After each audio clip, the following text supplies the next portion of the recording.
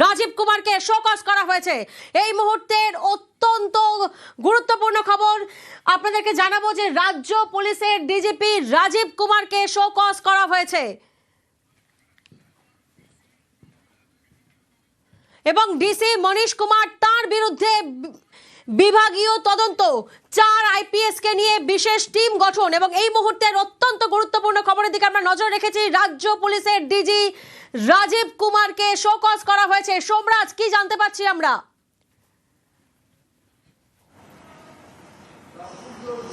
দেখো, অত্যন্ত গুরুত্বপূর্ণ যুব ভারতীর ঘটনায় রাজ্য পুলিশের ডিজি রাজীব কুমারকে শোকজ করলো রাজ্য সরকার।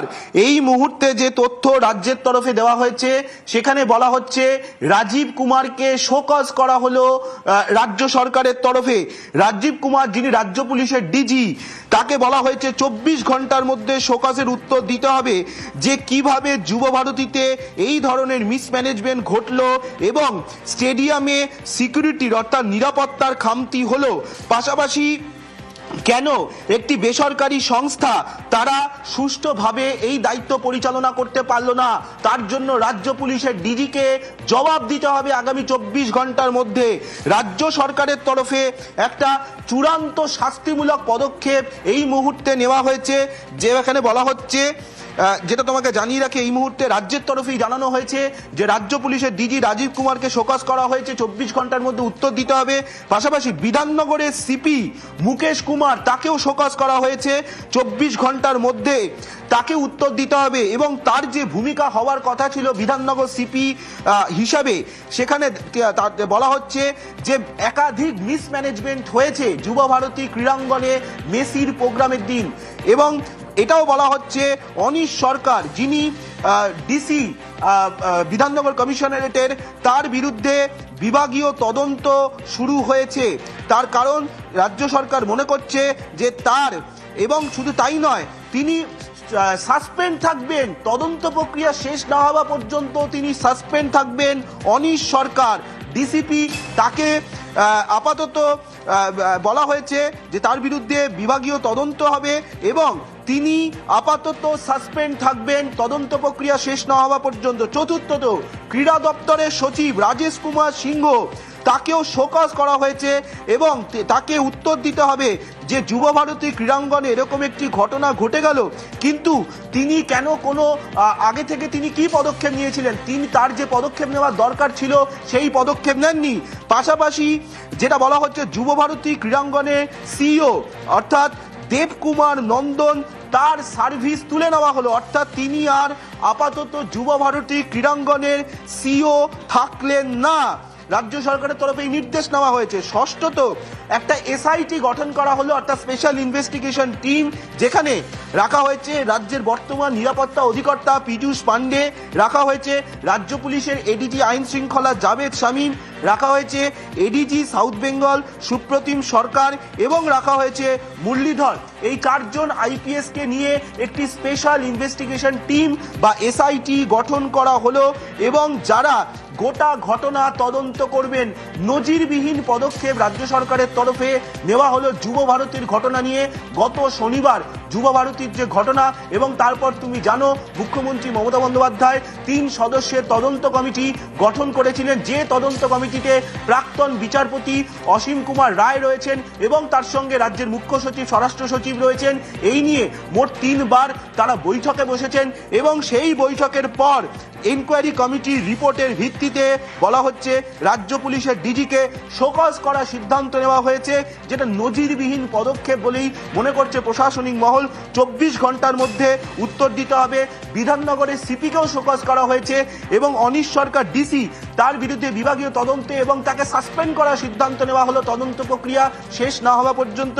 ক্রীড়া দপ্তরের সচিব রাজেশ কুমার সিংহ, তাকেও শোকজ করা হয়েছে এবং তার সঙ্গে যুব ভারতীর যিনি বর্তমান অফিসার ছিলেন, দায়িত্বে ছিলেন সিইও দেবকুমার নন্দন, তাকে সিইও থেকে তুলে নেওয়া হলো, অর্থাৎ তিনি আর যুব ভারতী সিইও থাকলেন না।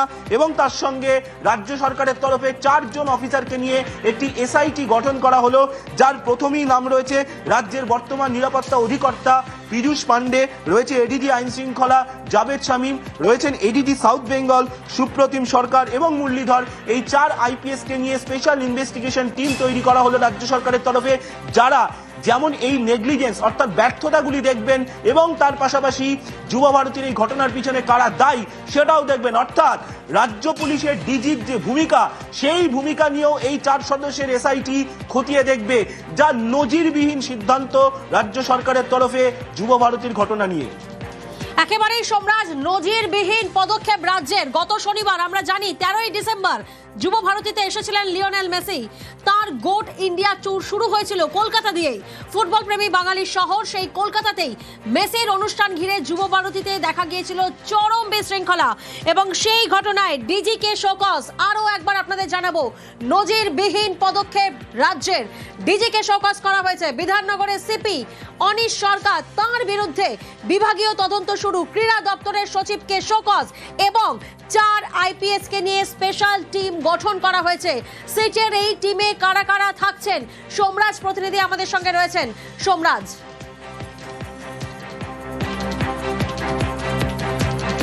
দেখো, এসআইটির যে টিম তৈরি করা হয়েছে সেখানে রাখা হয়েছে, প্রথমেই নাম রাখা হয়েছে রাজ্যের নিরাপত্তা অধিকর্তা পীযূষ পান্ডে, রাখা হয়েছে রাজ্যের এডিজি আইন শৃঙ্খলা জাভেদ শামীম, রাখা হয়েছে সুপ্রতিম সরকার যিনি এডিজি সাউথ বেঙ্গল হিসেবে বর্তমানে রয়েছেন, এবং রাখা হয়েছে মুরলীধর অর্থাৎ যিনি বিধাননগর ব্যারাকপুর পুলিশ কমিশনারেটের সিপি হিসেবে রয়েছেন। এই 4 জনকে নিয়ে এই টিম এসআইটি টিম তৈরি করা হয়েছে। এবং তোমাকে জানিয়ে রাখি, এই যে এসআইটি টিম কাজ করবে, এই এসআইটি টিম কাজ করবে কিন্তু রাজ্য পুলিশের ডিজির কোন দিকে ব্যর্থতা হলো সেটাও তারা দেখবেন। পাশাপাশি বিধাননগরের সিপির তরফে কেন এত মিসম্যানেজমেন্ট হলো সেটাও তারা দেখবেন। অনিশ সরকারের ভূমিকা কি ছিল সেটাও তারা খতিয়ে দেখবেন। ক্রীড়া দপ্তরের সচিব এবং যুব ভারতীর তরফে কি কি মিসম্যানেজমেন্ট হয়েছে সেটাও তারা খতিয়ে দেখবেন। অর্থাৎ রাজ্য পুলিশের ডিজির ভূমিকা নিয়েও কিন্তু এই 4 সদস্যের এসআইটি টিম তদন্ত করবে, যা সাম্প্রতিক সময় নজিরবিহীন সিদ্ধান্ত। এবং তুমি দেখেছিলে যুব ভারতীর ঘটনা নিয়ে মুখ্যমন্ত্রী মমতা বন্দ্যোপাধ্যায় শনিবারই তিনি 3 সদস্যের এনকোয়ারি তদন্ত কমিটি গঠন করেছিলেন। যেই তদন্ত কমিটিতে প্রাক্তন বিচারপতি অসীম কুমার রায়কে রাখা হয়েছিল রাজ্যের মুখ্য সচিব এবং স্বরাষ্ট্র সচিবকে, এবং এই তদন্ত কমিটির রিপোর্টের ভিত্তিতেই এই সিদ্ধান্ত রাজ্য সরকারের তরফে নেওয়া হলো। এবং রাজ্য মনে করছে এই যে যুব ভারতীতে গত শনিবার মেসি নিয়ে যে অনুষ্ঠান হয়েছিল, লিওনেল মেসি এসেছিলেন, তাকে নিয়ে যে অনুষ্ঠান হয়েছিল, সেই অনুষ্ঠানে একাধিক ব্যর্থতা ধরা পড়েছে। বিশেষ করে যারা ইভেন্ট সংস্থা ছিলেন তাদের সঙ্গে রাজ্য পুলিশের সমন্বয়ের অভাব তৈরি হয়েছিল। অন্তত তুমি যদি রিপোর্টটা দেখো, সেই রিপোর্টের মাধ্যমে এটা স্পষ্ট হয়ে যাচ্ছে প্রাথমিক রিপোর্টে যে রাজ্য পুলিশের সঙ্গে ইভেন্ট সংস্থার সমন্বয় অভাব ছিল। বারবারই যেটা অভিযোগ উঠেছিল যে জলের বোতল যুব ভারতী স্টেডিয়ামের ভেতরে বেশি দামে বিক্রি হচ্ছে, অথচ পুলিশের নজরে এলো না। এই প্রশ্নটাও বারবার উঠে এসেছিল। অর্থাৎ সেক্ষেত্রে পুলিশের ব্যর্থতা নিয়ে বারবারই কিন্তু প্রশ্ন উঠেছে। সেই জায়গা থেকেই মনে করা হচ্ছে রাজ্য পুলিশের ডিজি রাজীব কুমারকে শোকজ করলো রাজ্য সরকার, যা সাম্প্রতিক সময় নজিরবিহীন সিদ্ধান্ত। তার কারণ রাজ্য পুলিশের ডিজি তিনি গোটা বিষয়টি সম্পর্কে কি আগে অবহিত ছিলেন না। যে রিপোর্ট তৈরি করা হয়েছে এবং সেই রিপোর্টের ভিত্তিতে যে সিদ্ধান্ত জানানো হচ্ছে রাজ্য সরকারের তরফেই জারি করা বিবৃতিতে, যেখানে তাকে শোকজের উত্তর দিতে হবে আগামী 24 ঘন্টার মধ্যে, সেখানে বলা হচ্ছে যে মিসম্যানেজমেন্ট হয়েছে যুব ভারতীতে। অর্থাৎ একটা বিষয় স্পষ্ট যে তদন্ত কমিটির যে রিপোর্ট প্রাথমিকভাবে আজ পেশ করা হয়েছে, সেখানে রাজ্য পুলিশের সঙ্গে ইভেন্ট সংস্থার যে একটা সমন্বয়ের অভাব ছিল লিওনেল মেসির ইভেন্টকে পরিচালনা করা নিয়ে, সেটা স্পষ্ট। এবং সেই কারণেই রাজ্য পুলিশের ডিজি রাজীব কুমার তার দায় এড়াতে পারেন না। সেই কারণেই রাজ্য সরকার মনে করেছে যে রাজ্য পুলিশের ডিজির ভূমিকাও এখানে গুরুত্বপূর্ণ ছিল, এবং সেই কারণেই রাজ্য পুলিশের ডিজিকে শোকজ করে আগামী 24 ঘন্টার মধ্যে উত্তর দেওয়া হয়েছে। যুব ভারতী স্টেডিয়াম যেহেতু বিধাননগর পুলিশ কমিশনারের অধীনে এবং বিধাননগর সিপির তরফে গোটা বিষয়টি পরিচালনার দায়িত্বে ছিল, কিন্তু সেক্ষেত্রে একেবারেই সোমরাজ, তুমি আমাদের সঙ্গে থাকো। নজিরবিহীন পদক্ষেপ রাজ্যের। আমাদের আরেক প্রতিনিধি অনুপ আমাদের সঙ্গে রয়েছেন। অনুপ, তদন্ত কমিটির তরফ থেকেও দাবি করা হয়েছিল যে পুলিশি গাফিলতিতেই যুব ভারতীতে ধুন্ধুমার, আর এবার নজিরবিহীন পদক্ষেপ রাজ্যের অনিশ সরকারের বিরুদ্ধে। অর্থাৎ বিধাননগরের সিপির তাকে যেমন শোকজ করা হয়েছে, পাশাপাশি অনিশ সরকারের বিরুদ্ধেও বিভাগীয় তদন্ত শুরু করা হচ্ছে।